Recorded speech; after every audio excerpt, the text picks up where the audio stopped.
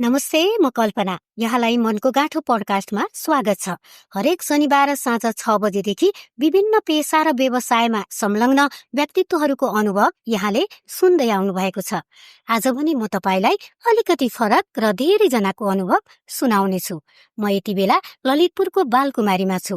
ललितपुर महानगरपालिकाले केही समय अगाडिदेखि सडक पेटीमा गरिने व्यवसाय बन्द गरेको छ।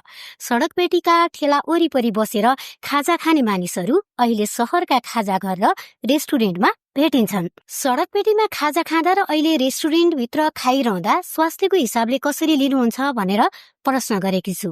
सुनौ है त उहाँहरूको आवाज जस्ताको तस्तै। हजुर, मेरो नाम लेखक बेलवासी। तपाईँ चाहिँ अहिले यो जुन हामीले यो ठेला गाडीहरू बन्द भयो नि, यसले सरसफाइ पनि एकदम राम्रो होइन। तपाईँ चाहिँ बाहिर बसेर जस्तै हामीले बाटोमा खाना खाइन्थ्यो, धुलो, त्यसमा प्रदूषण, त्यसमा कति कीटाणुहरू, त्यसमा धेरै कुरो हामीलाई चाहिँ शरीरलाई नकारात्मकहरू धेरै हुन्थ्यो होइन। अहिले यो जस्तै हामी भित्र बसेर खान्छौँ सेपमा, त्यसमा सरसफाइ पनि भयो, आफ्नो हेल्थको लागि पनि धेरै राम्रो कुरा भयो है।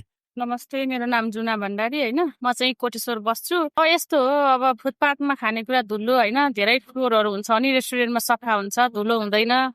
स्वास्थ्यको लागि चाहिँ फुटपाथको खानेकुराले चाहिँ हामीलाई धेरै असर गरिरहेको हुन्छ। अब रेस्टुरेन्टको चाहिँ राम्रो हुन्छ, त्यही हो। मेरो नाम राजेन्द्रनाथ। त्यही पहिला खाजा दिएको पैसाले पुग्थ्यो, अहिले पुग्दैन, महँगो छ। नमस्ते, म अमिषा बुढारोकी। अहिले काठमाडौँ बसाइ।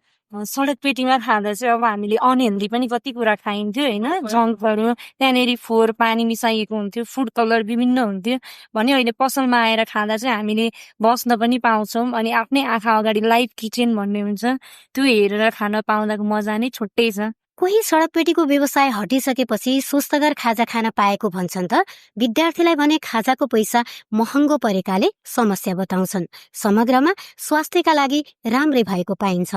मनको गाँठो पडकास्टको अर्को अङ्कमा फरक अनुभव लिएर आउने नै छु। नमस्ते।